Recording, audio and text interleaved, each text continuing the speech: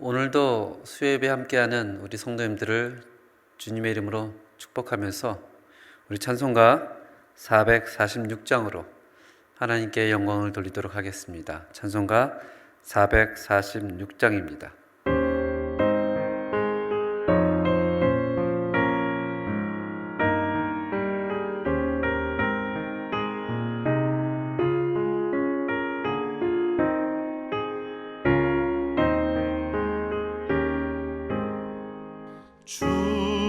충성 외에는 참 기쁨 없도다.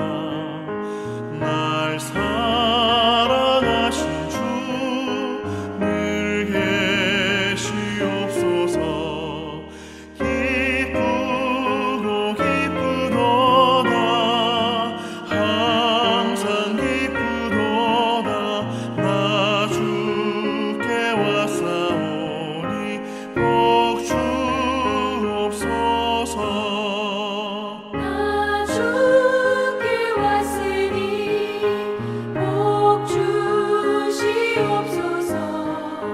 주 함께 계시면 그 시험이 기네. 기쁘고 기쁘도다. 항상 기쁘도다. 나 주께 왔사오니 복 주옵소서.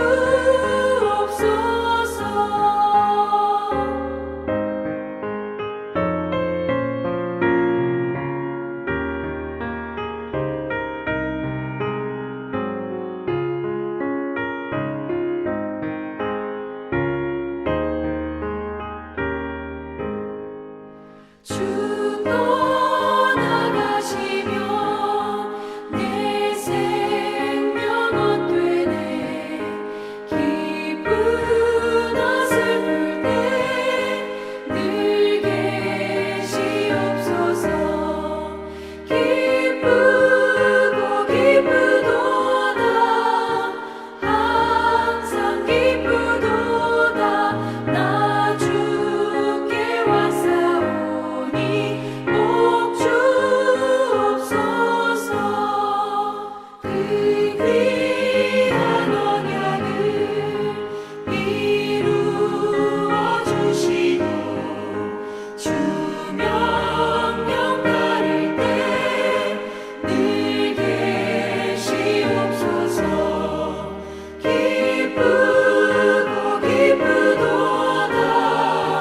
항상 기쁘도다. 나 주께 왔사오니 복 주옵소서. 아멘.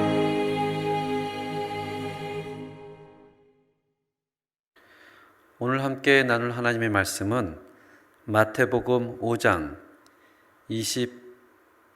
21절에서 30절까지 말씀입니다. 신약성경 6페이지가 되겠습니다. 마태복음 5장 21절에서 30절까지. 다 찾으셨으면 한 목소리로 하나님의 말씀을 봉독하겠습니다. 옛사람에게 말한 바 살인하지 말라. 누구든지 살인하면 심판을 받게 되리라 하였다는 것을 너희가 들었으나 나는 너희에게 이르노니 형제에게 노하는 자마다 심판을 받게 되고 형제에 대하여 라가라 하는 자는 공회에 잡혀가게 되고 미란 놈이라 하는 자는 지옥불에 들어가게 되리라. 그러므로 예물을 제물의 제단에 드리려다가 거기서 내 형제에게 원망 들을 만한 일이 있는 것이 생각나거든 예물을 제단 앞에 두고 먼저 가서 형제와 화목하고 그 후에 와서 예물을 드리라. 너를 고발하는 자와 함께 길에 있을 때에 급히 사화하라. 그 고발하는 자가 너를 재판관에게 내어주고 재판관이 우리에게 내어주어 옥에 가둘까 염려하라. 진실로 내게 이르노니 내가 한 푼이라도 남김이 없이 다 갚기 전에는 결코 거기서 나오지 못하리라. 또 간음하지 말라 하였다는 것을 너희가 들었으나 나는 너희에게 이르노니 음욕을 품고 여자를 보는 자마다 마음에 이미 간음하였느니라. 만일 내 오른논이 너로 실족하게 하거든 빼어버리라. 내 백제 중 하나가 없어지고 온몸이 지옥에 던져지지 않는 것이 유익하며, 또한 만일 내 오른손이 너로 실족하게 하거든 찍어 내버리라. 내 백제 중 하나가 없어지고 온몸이 지옥에 던져지지 않는 것이 유익하니라. 아멘. 잠시 기도하겠습니다. 하나님 아버지, 또 오늘 이 시간 하나님 앞에 나와서 우리가 예배를 드릴 수 있도록 해주심에 감사를 드립니다. 하나님의 말씀이 저희의 삶의 등불이 되어주고 하나님의 말씀이 저희 삶의 철학이 될 수 있도록 하나님께서 이 시간에 우리 마음속에 감동하여 주시옵소서. 예수님의 이름으로 기도드립니다. 아멘. 우리가 지난주에는 마태복음 5장 21절 내가 너희에게 이르노니 너희 의가 서기관과 바리새인보다 더 낫지 못하면 결코 천국에 들어가지 못하리라는 것을 함께 나누었습니다. 서기관과 바리새인보다 더 나은 의, 이것에 대해서 오늘 마태는 6가지 예로 분류하여 설명하고 있습니다. 살인하지 말라, 간음하지 말라, 맹세하지 말라, 원수를 사랑하라, 악한 자를 대적하지 말라, 그리고 구제함을 은밀하게 하라. 오늘 우리가 함께 나눌 예는 십계명의 제6번과 제7번 계명과 관련되어 있습니다. 즉 살인과 간음에 대한 공지입니다. 첫 번째 살인의 예인데 21절 22절을 제가 읽겠습니다. 옛사람에게 말한 바 살인하지 말라.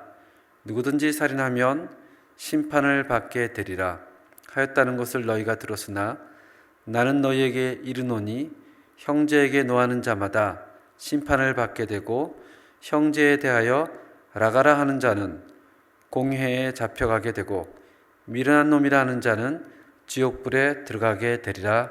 아멘. 여기서 살인하지 말라, 이 나라 스페인어 번역 레이나 발레라 밀 누에베세 센타에 보면 노 마따라스 이렇게 나옵니다. 노 마따라스, 한국말로 하면 살인하지 말라죠.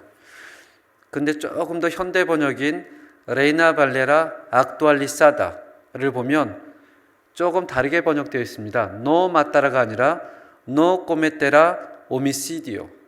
노 코메테라 오미시디오를 한국말로 번역한다면 살인을 범하지 말라. 조금 의미가 다릅니다. 살인하지 말라라는 것은 절대 어떠한 상황에서든지 인간의 생명을 죽이지 말라라고 금하는 것이고, 살인을 범하지 말라라는 것은 어떤 의도를 가지고 살인 혹 살해를 금하는 것입니다. 왜냐하면 모세는 십계명을 통해서 살인하지 말라라고 죽이는 것을 금하면서도 다른 곳에서는 예를 들어 민수기 35장 31절을 제가 읽겠습니다. 고의로 살인죄를 범한 살인자는 생명의 속전을 받지 말고 반드시 죽일 것이며, 십계명 제6계명에서는 살인하지 말라라고 하지만 다른 곳에서는 사형제도에 대해서 얘기를 하고 있기 때문입니다. 뿐만 아니라 또 가나안 땅, 약속의 땅에 들어갈 때 거기 살고 있던 부패한 이교도 종족들과 전쟁에서 다 죽이라고 명을 하죠. 사형과 전쟁은 사실 굉장히 크리스찬들에게 민감한 부분이기도 합니다. 그래서 언제나 그리스도인들 간에 옳다 그르다 라는 의견이 지금까지도 팽배하게 있는 것도 사실입니다. 그러나 어떠한 의견에 서 있든 우리 모든 인간은 하나님의 형상대로 지어진 고귀한 피조물임을 잊지 말아야 할 것입니다. 창세기 9장 6절에 보면 다른 사람의 피를 흘리면 그 사람의 피를 흘릴 것이니 이는 하나님이 자기 형상대로 사람을 지으셨음이니라 라고 말씀하기 때문입니다. 서기관들과 바리새인들은 제6계명 살인하지 말라, 어떤 살인자의 행동에만, 인간의 피를 흘리는 행위에만 적용을 하였습니다. 그래서 직접 살인하지 않으면, 직접 인간의 피를 흘리지 않으면 자기들은 계명을 지켰다고 생각을 했습니다. 그러나 예수님은 그들의 의견과 달랐습니다. 살인하지 말라라는 것은 직접 죽인 것과 상관없이 그 적용의 범위를 굉장히 광범위하게 적용을 했습니다. 그것은 행동뿐 아니라 생각과 말, 분노와 욕설까지도 예수님은 포함하였습니다. 22절 상반절에 보면 이렇게 얘기를 합니다. 나는 너희에게 이르노니 형제에게 노하는 자마다. 바리새인과 서기관들은 살인하지 말라 거기서 머물렀다면 예수님은 더 나아가서 형제들에게 노하는 자, 모든 분노가 다 악하다고 말할 수는 없습니다. 종종 의로운 분노도 있습니다. 옳은 마음을 품고 충분히 훈련을 하면 분노를 의롭게 발할 수도 있다고 생각을 합니다. 예수님께서 성전에서 의로운 분노를 하셨던 것처럼, 하지만 대부분의 경우 우리의 분노는 우리가 아무리 의로운 분노라고 해도 그 분노하는 과정 가운데서 죄를 많이 짓게 됩니다. 왜냐하면 우리 근본 자체가 죄인이기 때문에 그렇습니다. 또 한 가지는 솔직하게 표현한다면 우리는 모든 상황을 분명하게 또한 객관적으로 볼 수 있는 능력이 없습니다. 우리 스스로를 믿을 수 없기 때문에 의로운 분노라고 표현해도 우리는 분노를 잘못 발해서 사람들에게 상처를 준 경우가 너무나 많습니다. 기억이 나는 것도 있고 기억이 나지 않는 것도 있고. 모세를 잘 아시죠? 모세는 어느 날 길을 나섰다가 자기 동족 형제가 애굽인에게 맞는 것을 목격합니다. 그 마음속에 거룩한 분노와 그 마음속에 애국심이 끓어오릅니다. 그래서 자기 동족을 돕는다고 했는데 그 결과는 살인을 하고 말았습니다. 거룩한 분노, 애국심이 자기의 의도와는 상관없이 살인까지 가고 만 것입니다. 그래서 죄성이 있는 우리 인간은 애초에 거룩한 분노, 의로운 분노가 불가능할지도 모르겠습니다. 2013년 미국에서 한 법적 논쟁에 초점이 된 것이 있었습니다. 그 법적 논쟁의 초점이 무엇이냐면 눈먼 사람, 즉 맹인도 총기 소유를 할 수 있을까였습니다. 성도님들은 어떻게 생각하세요? 총기 소유 자체도 옳으냐 그르냐 이런 논란이 있는 것도 사실이지만 어쨌든 미국에서는 총기 소유가 일반 사람들의 권리와 의무였습니다. 그런데 눈먼 사람, 눈이 보이지 않는 사람은 총기를 소유해도 되는 것인가? 이에 대해서 그 법정에서는 은닉 휴대법을 장애인들에게 확대해야 된다라고 주장을 하면서 총기 소유 및 휴대가 모든 미국인이라면 권리이기 때문에 시각장애로 제한받는다는 것은 차별이라는 논리를 주장하기 시작했습니다. 결과는 놀랍게도 법원은 이들의 손을 들어주었습니다. 그래서 시각장애인들도 총을 소지할 수가 있습니다. 요새 미국에서 얼마나 정상적인 사람들도 총기 소지로 사고가 나는지 모릅니다. 얼마 전에 어떤 아이가 총으로, 아마 부모님들이 총을 잘 관리를 못했던 것 같습니다. 미국에서 그 총을 가지고 놀다가 집에 있던 자기 엄마와 엄마 친구를 또 총으로 쏘는 그런 사건이 있었습니다. 우리의 죄악된 면과 연약한 면, 또 실수와 예수님의 산상순의 말씀을 다 동합해 보면 분노는 할 수 있으면 멀리 해야 되는 것이 맞습니다.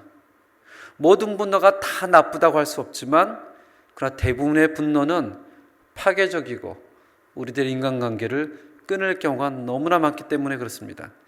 22절 하반절에는 그 분노한 자가 마음속에 두지 않고 형제에게 욕설하는 장면이 나옵니다.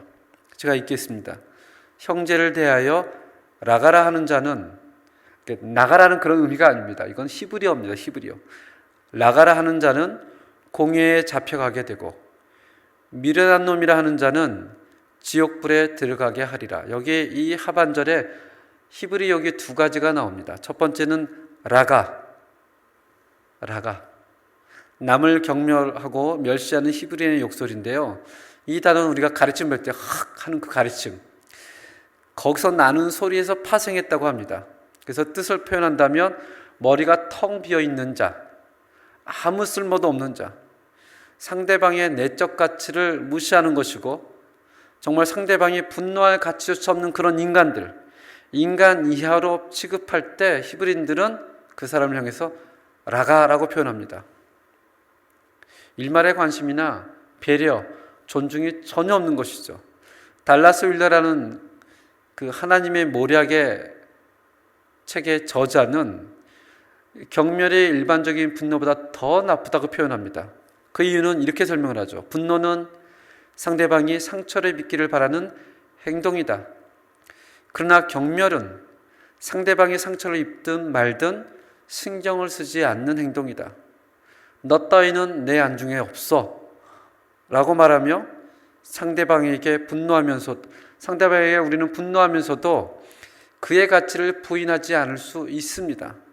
그러나 상대방을 경멸하면 그에게 경멸과 모욕과 그가 아무 쓸모도 없는 사람인 것을 인정하게 하는 것입니다. 두 번째는 미련한 놈. 한욕은 히브리어로 나오고 한욕은 번역해서 나옵니다. 히브리어로 모래라는 말인데요. 바보란 뜻입니다. 미련한 자, 어리석은 자. 예수님은 바리새인들과 자신의 제자들에게 미련한 놈이다, 바보다 이렇게 칭할 때가 있었습니다. 마태복음 23장 17절에 보면 어리석은 맹인들이여, 이제 바리새인들에게 얘기를 하는 거죠. 어느 것이 크냐? 그 금이냐? 그 금을 거룩하게 하는 성전이냐? 또 자기의 제자들에게 이렇게 얘기합니다. 누가복음 24장 25절에 이르시되 미련하고 선지자들이 말한 모든 것을 마음에 더디 믿는 자들이요. 따라서 이 말 미련한 자라는 것은 단순히 바보란 뜻을 넘어서 종교적이고 도덕적인 의미를 함축하고 있습니다. 하나님의 존재를 부인하는 사람, 그래서 무분별한 악행에 빠져든 사람, 지금 마음에 분노가 있는 사람은 그 분노에서 멈추지 못하고 자기 형제를 향하여 뭐라고 욕하죠? 라가라, 이 아무 때에도 쓸모가 없는 자들아, 또는 미련한 놈, 이 바보야. 이러한 분노한 생각과 모욕하는 말들은 항상 살인하고 이어지진 않지만 하나님이 보시기에는 살인과 진비 없다라고 얘기합니다. 요한일서 3장 15절에 보면 그 형제를 미워하는 자마다 살인하는 자니. 지금 바리새인과 서기관들은 제6계명을 위반하는 경우는 살인하는 것뿐이라고 가르쳤고 살인에 대한 벌은 인간이 가는 형벌만을 가르쳤습니다. 21절에 보니까 누구든지 살인하면 심판을 받게 되리라. 그러나 예수님은 그것을 더 확장해서 노하는 자마다 살인하는 자와 똑같고 그도 심판을 받게 될 것이라고 말씀하십니다. 22절에 보면 21절에 나왔던 심판하고 똑같은 심판이 나옵니다. 근데 여기 나오는 단어는 인간의 심판이 아니라 하나님의 심판을 얘기합니다. 23절에 보니까 예수님은 이어서 이렇게 얘기를 합니다. 그러므로 예물을 제단에 드리려다가 거기서 내 형제에게 원망 들을 만한 일을 있는 것이 생각하거든. 자신이 말씀하신 것에 대한 실제적 적용을 두 가지 신뢰를 듭니다. 첫 번째는 23절, 24절. 그러므로 예물을 제단에 드리려다가 거기서 내 형제에게 원망 들을 만한 일이 있는 것이 생각나거든. 예물을 제단 앞에 두고 먼저 가서 형제와 화목하고 그 후에 와서 예물을 드리라. 이것은 교회 안에서 예배를 드리기 전에 내 형제에게 원망 들을 말이 있다면 빨리 가서 화목하라는 이야기를 합니다. 두 번째는 25절에서 26절. 너를 고발하는 자와 함께 길에 있을 때에 급히 사화하라. 그 고발하는 자가 너를 재판관에게 내어주고 재판관이 옥리에게 내어주어 옥에 가둘까 염려하라. 진실로 내게 이르노니 내가 한 푼이라도 남김이 없이 다 갚기 전에는 결코 거기서 나오지 못하리라. 두 번째 예는 교회 안이 아니라 교회 바깥에서 형제가 아니라 원수의 관계를 얘기를 합니다. 그러나 전자와 후자 이 두 가지 모든 경우가 기본적인 상황, 누군가 우리에게 불만을 가질 수 있다. 교회 안에서 형제가 그럴 수도 있고 교회 바깥에서 원수가 그럴 수 있고, 그리고 교훈도 같습니다. 교회 안에서 형제가 그러든 교회 바깥에서 원수가 그러든 즉각적이고 긴급적으로 행동을 해야 된다라고 얘기를 합니다. 살인이 끔찍한 범죄라면 우리가 다른 사람에게 상처를 주거나 그들의 기분을 상하게 하는 모든 행동, 말, 표정, 사실 사람들은 압니다. 누가 자기를 좋아하는지, 누가 자기를 싫어하는지 감출 수가 없습니다. 아무리 감추고 싶어도 그 사람의 표정, 그 사람의 말, 그 사람의 행동을 보면 압니다. 내가 그 사람을 좋아하는데 그 사람이 나를 싫어한다? 그런 경우 없습니다. 나는 그 사람을 싫어하는데 그 사람이 나를 좋아한다? 그런 경우도 없습니다. 만약에 내가 그 사람을 어려워한다면 반드시 그 사람도 나를 어려워할 수밖에 없는 것입니다. 그래서 우리는 이러한 일들에 민감하게 반응하고 즉각적으로 움직여야 된다라고 예수님은 랍비들과는 좀 다르게 확대해서 얘기를 합니다. 두 번째는 27절부터 37절까지 간음에 대한 예입니다. 이것도 마찬가지로 예수님은 이제 제6계명에서 제7계명 살인에 대한 금지에서 간음에 대한 금지로 넘어가고 있습니다. 랍비들은 간음하지 말라는 계명을 역시 제한 두어서 간음하지 않으면 괜찮다라고 얘기를 했습니다. 27절에 보니까 또 간음하지 말라 하였다는 것을 너희가 들었으나 그들의 견해에 따르면 간음하는 행동 자체를 하지 않았다면 10계명의 제7계명을 지킨 것이다 라고 주장했습니다. 그러나 예수님이 이것도 확대해서 이야기를 합니다. 간음을 금하는 것에는 음욕을 품고 보는 것과 상상하는 것이 포함되어 있다. 그래서 28절에 나는 너희에게 이르노니 음욕을 품고 여자를 보는 자마다 마음에 이미 간음하였느니라. 예수님은 그 다음 두 구절에서 어떻게 성적 순결함을 유지할 것인가에 대한 눈과 마음의 관계에 대해서 언급을 합니다. 29절 30절을 보니까 만일 내 오른 눈이 너로 실족하게 하거든 빼어내어버리라. 내 백체 중 하나가 없어지고 온몸이 지옥에 던져지지 않는 것이 유익하며 또한 만일 내 오른손이 너로 실족하게 하거든 찍어내어버리라. 내 백체 중 하나가 없어지고 온몸이 지옥에 던져지지 않는 것이 유익하니라. 이것을 요약한다면 이렇습니다. 음욕을 품고 보는 것은 마음으로 간음은 하는 것이라면, 다시 말해 마음의 간음이 눈의 간음의 결과라면 그 문제를 해결할 수 있는 유일한 방법은 어떻게 해요? 처음 원인을 제공한 눈을 뽑는 것이다라고 얘기를 하는 거죠. 굉장히 무서운 얘기 아닙니까? 차라리 눈을 빼버리라, 차라리 손이나 발을 찍어버리라. 아니 이렇게 과격하고 극단적인 말씀을 하셨을까? 근데 이 말씀을 실제로 적용했던 사람들이 있었습니다. 그래서 자기 실체를 절단했던 사람들이 있는데 그 대표적인 예가 3세기 학자인 알렉산드리아 그 유명한 오리겐이었습니다. 교회의 교부였죠. 이 사람은 극단적인 금욕주의를 했었고 재산과 음식은 물론이고 심지어는 잠도 거의 자지 않는, 이 본문을 가지고 지나치게 문자적으로 해석해서 실제로 스스로 거세를 했습니다. 이분뿐만이 아니라 그 당시에 있는 살아갔던 많은 사람들이 자기의 손을 자르고 발을 자르는 극단적인 선택을 했습니다. 너무 신기하죠. 그렇지만 주후 325년 니케아 종교회의에서는 이제는 문자적으로 이해하면 안 된다. 그래서 야만적인 관행을 금하였다고 합니다. 그렇다면 예수님은 왜 이렇게 극단적인 해석을 했을까?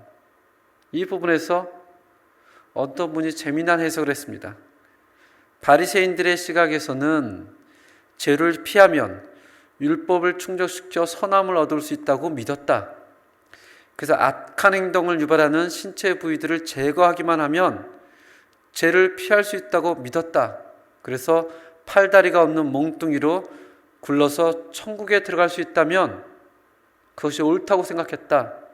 하지만 예수님은 그런 식으로 해도 전혀 도움이 안 된다고 생각했습니다. 팔다리가 없어도 몸뚱이는 여전히 그 가운데 악한 마음이 있기 때문에, 여전히 죄인이기 때문에 신체 부위를 다 제거해도 하나님의 말씀을 순종할 수 없음을 꼬집어서 그들에게 얘기했다. 굉장히 공감이 가는 이야기입니다. 그래서 예수님의 실제 가르침은 유혹이 너희 눈을 통해 너희에게 오기 때문에 눈이 너희로 죄를 짓게 한다면 보지 마라. 너희 손과 발을 통해 죄를 짓는다면 하지 마라. 가지 말라. 그런 얘기입니다. 사실 21세기를 살아가는 오늘날을 보면 지금까지 살아왔던 그 어느 시대보다도 성적으로 가장 문란한 시대에 살고 있는 것이 사실입니다. 아무리 주의를 해도 TV를 켜면 그런 장면이 나옵니다. 칠레에 오니까 칠레에 계신 많은 교포 분들은 한국에서 이렇게 드라마나 영화나 어떤 그런 것을 돈을 내고 자주 보시는 것을 보게 되었습니다. 물론 아르헨티나도 있긴 있는데 좀 비싸서 이제 저와 저희 가족, 저희 조수와는 이 컴퓨터에서 그런 영상들을 다운받아 보기도 합니다. 사실 한국 개념으로 한다면 불법이죠. 그렇지만 이제 그렇게 하지만 않으면 볼 수가 없으니까 가끔 영화나 또는 드라마를 또 예능 프로그램을 다운합니다. 근데 그 다운하는 사이트에 들어가면 갑자기 이상한 장면이 뜨고, 그러면 아들과 함께 있으면서 굉장히 얼굴이 민망해지고 티를 안 내려고 많이 하지만 정말 그런 것들을 피할 수가 없는 것 같습니다. 이제는 컴퓨터가 아니라 아이들이 각 방에 들어가서 핸드폰을 무엇을 보는지, 무슨 얘기를 나누는지 참 통제할 수 없는 그런 시대를 살아가고 있습니다. 그래서 그런 것을 피해서 살 수 있다는 것이 어쩌면 기적인지 모르겠습니다. 이런 상황에 대해서 교회는 보통 두 가지로 반응을 하죠. 첫 번째는 비난합니다. 안 돼. 나쁜 거야. No. 이해는 되지만 그걸로 해결되지가 않습니다. 두 번째는 그냥 받아들인 겁니다. 욕구는 통제할 수 없어. 세상 사람들이 다 그렇게 살아가. 그러니까 즐겨. 이것도 사실은 교회에서 얘기하는 이야기가 아닙니다. 예수님은 음욕을 품고 여자를 보는 자마다 마음의 이익 다 간음하였느니라. 여기서 음욕이라는 표현이 굉장히 중요합니다. 만약에 음욕을 빼버리면 이상하게 됩니다. 여자를 보는 자마다 다 간음하였느니라 라는 해석이 되어지죠. 음욕을 집어넣기 때문에 여자를 보는 것이 죄가 아니라 그 마음속에 자기가 가지고 있는 음욕, 음탕한 생각, 그것이 문제라고 합니다. 음욕은 선택의 문제죠. 우리가 의도함으로 바라보는 것입니다. 자기가 계속해서 의도적으로 자기가 일부러 음욕을 선택하고 반복을 하면 언젠가부터는 의도적이 않더라도 자기 머릿속에서 벗어날 수가 없습니다. 예수님이 성욕에 대해서 나무라지 않습니다. 인간으로 태어나면 모든 사람들이 자연 욕구가 있습니다. 그러나 자기가 선택해서 의도적으로 음욕을 가지고 다른 이성을 바라본다든지 또는 세상 문화와 같은 외적 요인을 탓하지 않으셨습니다. 그러나 자기가 선택해서 바라보고 의도적인 것을 경고하고 있습니다. 오늘 본문을 통해서 우리는 저번 주의 본문의 말씀을 이어져 가고 있습니다. 마태복음 5장 17절에 내가 율법이나 선지자를 피하러 온 줄로 생각하지 말라. 피하러 온 것이 아니라 완전하게 하려 함이라. 나는 율법을 완전하게 하러 왔다. 그러면서 동시에 5장 20절에 내가 너에게 이르노니 너희 의가 서기관과 바리새인보다 더 낫지 못하면 결국 천국에 들어가지 못하리라. 오늘 첫 번째, 두 번째 이에 살인하지 말라, 간음하지 말라 이 말의 적용에 있어서 서기관과 바리새인들은 표면적인 것만 지키면 그 마음이 어떤 생각을 해도 그 마음이 어떤 의도를 가져도 죄가 아니다라고 주장을 했습니다. 그러나 예수님은 그들보다 더 나은 의가 있어야 된다. 즉 눈에 보이는 표면적인 것이 아니라 내면적으로 마음의 분노를 가지고 마음의 음욕을 가지고 한다면 그것은 죄다라고 얘기를 합니다. 사람들이 우리 그리스도인들을 어떻게 평가할지 모르겠습니다. 좋은 그리스도인을 눈에 보이는 것으로만 평가할 경우가 많이 있지만 오늘 이 말씀을 통해서 하나님은 외모로 보시지 않고 무엇을 보세요? 우리의 마음의 중심, 마음의 중심을 봅니다. 다시 한번 바리새인과 서기관보다 더 나은 의를 가지고 마음속의 중심으로 하나님을 섬기고 살아가는 저희 사랑하는 칠레 한인연합교회 성도님들이 되기를 주님의 이름으로 축원합니다. 다 같이 이 시간에 하나님 우리의 마음을 붙들어 주시옵소서. 우리가 스스로의 마음을 붙들기에는 너무나 연약하고 죄의 성이 많습니다. 하나님께서 은혜로 하나님께서 능력으로 우리의 마음을 붙들어 주어서 우리의 마음이 온전하게 하나님을 바라보며 이 땅에서 그리스도의 백성으로 살아갈 수 있도록 주님 도와주시옵소서라고 함께 통성으로 기도하겠습니다.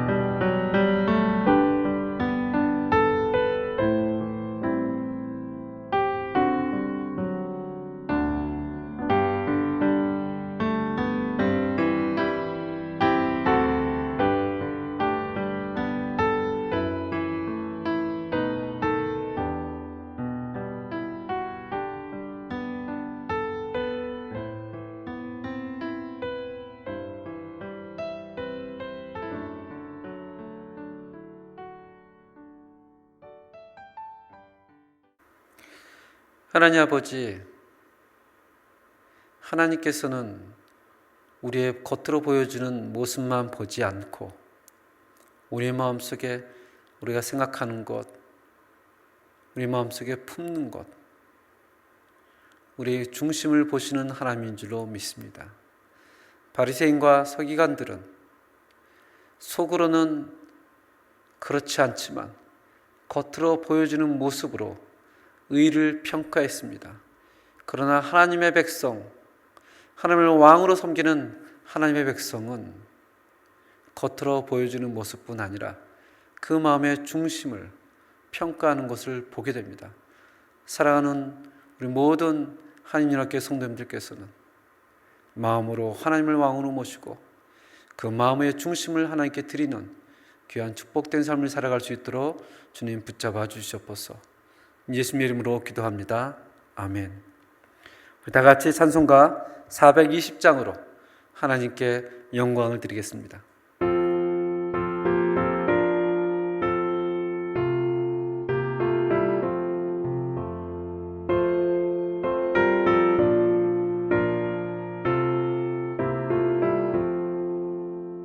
너 성결케 위해 늘 기도하며 너 주 안에 있어 늘 성경 보고 온 형제들 함께 늘 사귀면서 일하기 전보다 너 기도하라.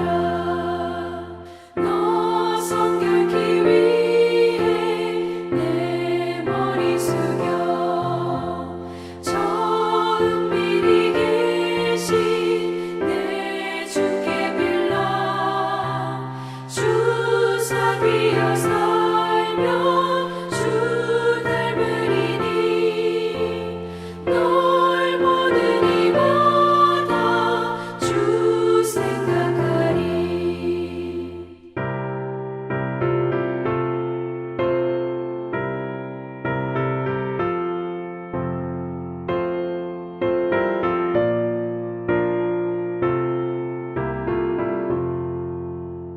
너 성결케 위해 주 따라가고 일 다급하여도 다 멈지 말고 참 즐거울 때나 또 슬플 때나 너 주님만 믿고 늘 따라가라. 너 성결케 위해 늘 기도하며 내 소원을 주께 다 맡기어라. 너 성령을 받아 주 섬겨 살면 저 천국에 가서 더 잘 섬기리.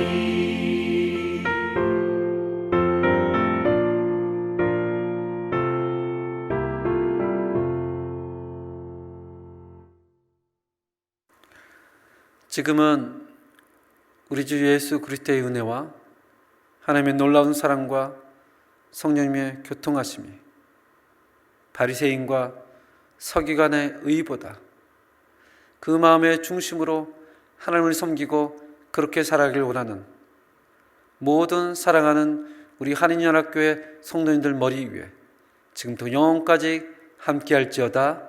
아멘.